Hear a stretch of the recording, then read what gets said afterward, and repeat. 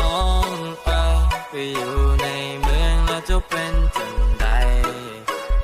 ก่อนที่เจ้าจะไปเคยให้มันหมายว่าจะบ่ทิ้งกันโอ้น้องยังบ่ลืมเลยเรื่องราววันนั้นเรื่องที่เฮาสองคนเคยมีความสุขอยู่ที่เถียงนาน้อยแต่มามื้อนี้น้องนั้นมาเปลี่ยนไปอยู่ในเมืองกรุงที่สุดแสนสิวิไลและไปเจอคนที่มันร่ำรวยกว่าอายน้องก็ลืมเลยคำมั่นสัญญาที่ให้ไว้เจ้าลืมกันเลยน้องนางมาบรรณาคนนี้ที่ยังคอยเจ้าและสุดท้ายก็คือเสียน้ำตาโอ้น้องไปอยู่ในเมืองแล้วจะเป็นจังใด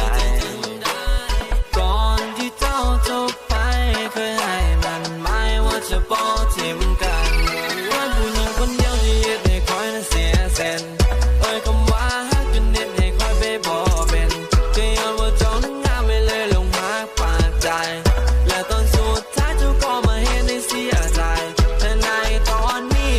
ไม่มีเป็นควายพวกเธอจะหาดีได้ย้อนมาฐานะบ่รวยแต่คงต้องได้ยอมรับว่าเฮาน่ะดวงสวยที่เกิดมาเจอผู้หญิงดีๆใส่คว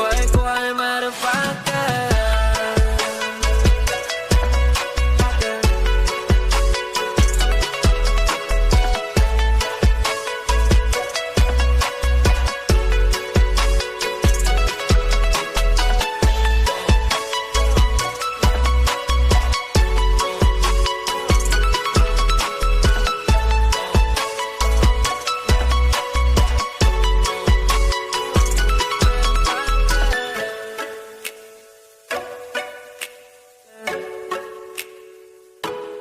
ใส่ควาย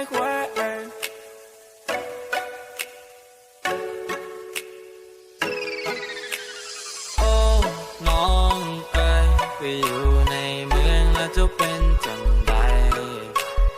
ก่อนที่เจ้าจะไปเคยให้มันหมายว่าจะบ่ทิ้งกันโอ้น้องยังบ่ลืมเลยเรื่องราววันนั้นเรื่องที่เฮาสองคนเคยมีความสุขอยู่ที่เถียงนาน้อยแต่มามื้อนี้น้องนั้นมาเปลี่ยนไปอยู่ในเมืองกรุงที่สุดแสนสิวิไล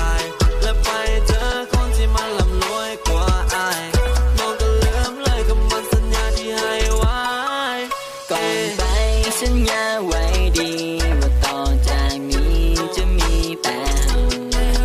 แล้วเจ้าก็ลืมคำเว้าแล้วไปเอา